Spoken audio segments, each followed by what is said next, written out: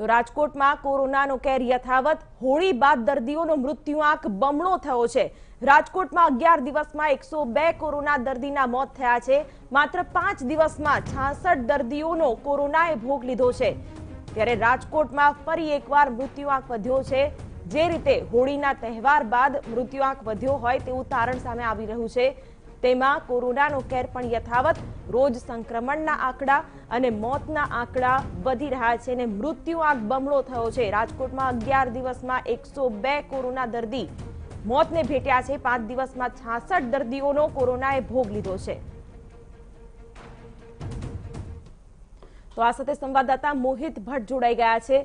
મોહિત, રાજકોટમાં જ્યારે પણ કોરોનાની સ્થિતિ વકરે છે ત્યારે મોતના આંકડા વધે છે, ત્યારે હવે એવી વ્યવસ્થા, એવી સારવાર હોવી જોઈએ કે જેથી કરીને મોતનો આંકડો નીચે લાવી શકાય।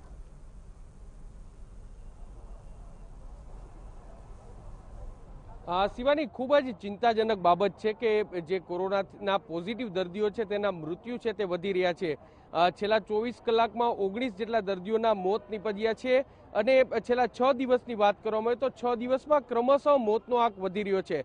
સૌથી ચોંકાવનારી અને મહત્વની વાત છે કે હોળી બાદ આ આંકડો છે તે બમણો થઈ ગયો છે કે જે પહેલા 8 દર્દીઓના મોત હોળી સમયે આવ્યા હતા અને તેની સામે હવે 19 દર્દીઓના મોત નીપજ્યા છે, જે ખૂબ જ ચિંતાજનક છે। આરોગ્ય વિભાગ સદંતર નિષ્ફળ રહ્યું હોય મોતના આંકડા કાબુમાં લેવામાં તેવું લાગી રહ્યું છે। બીજી સૌથી મહત્વની વાત કે TV9 જ્યારે 2 દિવસ પહેલા રિયાલિટી ચેક કર્યું હતું, એટલે કે 31 માર્ચ અને 1 એપ્રિલ અને 2 એપ્રિલ આ 3 દિવસ રિયાલિટી ચેક કર્યું હતું, ત્યારે સ્મશાન ગૃહમાં જે આંકડા હતા અને જે સરકારી ચોપડે જે આંકડા આવ્યા છે તેમાં પણ ખૂબ જ જે તફાવત છે તે જોવા મળ્યો હતો, ખૂબ જ વિસંગતતા જોવા મળી હતી, તે ખૂબ જ ચિંતાજનક છે। રાજકોટ શહેરમાં પોઝિટિવ કેસનો આંક દિવસે ને દિવસે વધી રહ્યો છે। રાજકોટ શહેરની તમામ જે ખાનગી હોસ્પિટલો હોય એના ઉપરાંત જે સરકારી હોસ્પિટલ છે તે પણ હવે ફૂલ થઈ ગઈ છે અને હવે વધારાની બેડની સુવિધા ઉપલબ્ધ કરવી એટલી જ જરૂરી છે અને તે સમયે મૃત્યુઆંક જે વધી રહ્યો છે તે પણ ખૂબ જ ચિંતાજનક છે। હાલમાં વહીવટી તંત્ર દ્વારા કોઈ એવું નક્કર કારણ છે તે પણ જોઈ શકાતું નથી। જ્યારે વહીવટી તંત્રના કોઈ અધિકારીને પૂછવામાં આવે કે મોતનો આંક વધી રહ્યો છે તો તેનું પાછળનું કારણ શું છે, તો તે એક જ કારણ બતાવી રહ્યા છે કે અંતિમ ક્ષણે કોઈ પણ દર્દી છે તે સારવાર માટે આવતું હોય છે ને તેના કારણે મૃત્યુઆંક વધી રહ્યો છે, પરંતુ તે જોવાની જવાબદારી પણ વહીવટી તંત્રની એટલા માટે છે કારણ કે વહીવટી તંત્ર દ્વારા જો કોન્ટેક્ટ ટ્રેસિંગ અને આ ઉપરાંત જે શંકાસ્પદ દર્દીઓ છે તેની યોગ્ય રીતે તપાસ કરવામાં આવે તો જ આ મૃત્યુઆંક છે તે ઘટાડી શકાશે અને પોઝિટિવ કેસનો આંક છે તે પણ ઘટાડી શકાશે। બીજી તરફ શિવાની, અત્યારે હું આપને જે દ્રશ્યો બતાવવા માંગીશ કે આ રાજકોટની સિવિલ હોસ્પિટલનું જે હેલ્પ ડેસ્ક છે અને અહીં જે પ્રકારે લોકો મોટી સંખ્યામાં ઉમટી રહ્યા છે, જે પ્રકારે લોકોની લાંબી લાઈનો જોઈ શકાય છે, તેના પરથી જ અંદાજો લગાવી શકાય છે કે રાજકોટની સિવિલ હોસ્પિટલમાં કયા પ્રકારની સ્થિતિ છે। અલગ અલગ જે 3 લાઈનો અહીં છે એમાં 2 લાઈન છે તે હેલ્પ ડેસ્ક છે અને 1 લાઈન છે તે વિડીયો કોલિંગથી તેના સ્વજનને, તેના સગાને અહીં તેમની સાથે વાતચીત કરવા માટેની લાઈન છે અને અહીં જે પ્રકારની લાંબી લાઈનો છે તેના પરથી રાજકોટની સિવિલ હોસ્પિટલમાં કયા પ્રકારની સ્થિતિ છે તે આપણે સમજવાનો પ્રયત્ન કરીશું। આપણી સાથે અહીં જે એક દર્દીના સગા છે તેની સાથે વાત કરીશું।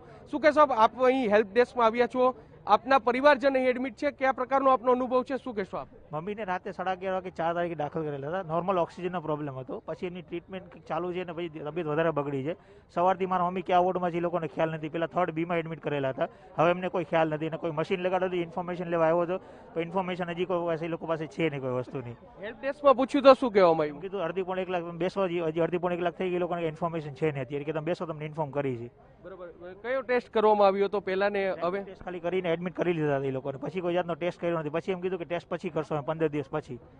સ્પષ્ટપણે શિવાની, જે રીતે પરિવારજનો છે, દર્દીના સગા છે તે કહી રહ્યા છે કે રેપિડ ટેસ્ટ કર્યો ત્યારબાદ કોઈ પણ પ્રકારનો ટેસ્ટ કર્યો નથી અને છેલ્લા અડધી કલાકના વધારે સમયથી તેઓ અહીં ઉપસ્થિત છે, પરંતુ તેમના મધરને કયા વોર્ડમાં એડમિટ કર્યા છે તેની માહિતી પણ નથી, એટલે કયા પ્રકારની સ્થિતિ છે તે સમજી શકાય છે અને અત્યારે જે દ્રશ્યો છે તેના પરથી સ્પષ્ટ અંદાજો લગાવી શકાય છે કે રાજકોટ શહેરમાં કોરોનાની સ્થિતિ દિવસે ને દિવસે ખરાબ થઈ રહી છે અને વહીવટી તંત્ર દ્વારા હવે નક્કર કાર્યવાહી કરવી એટલી જ જરૂરી છે। જી શિવાની, વહીવટી તંત્રે નક્કર કાર્યવાહી કરવી જરૂરી છે, કારણ કે જે રીતે આ આંકડો વધી રહ્યો છે, દર્દીઓ પરેશાન થઈ રહ્યા છે, દર્દીઓના સગા પણ પરેશાનીની ફરિયાદ કરી રહ્યા છે, ત્યારે જે રીતે સંક્રમણ વધ્યું ચૂંટણીઓ પછી, એવામાં વચ્ચે તહેવારો આવ્યા અને તે પછી કોરોના સંક્રમણની સ્થિતિ વધુ વકરી રહી છે।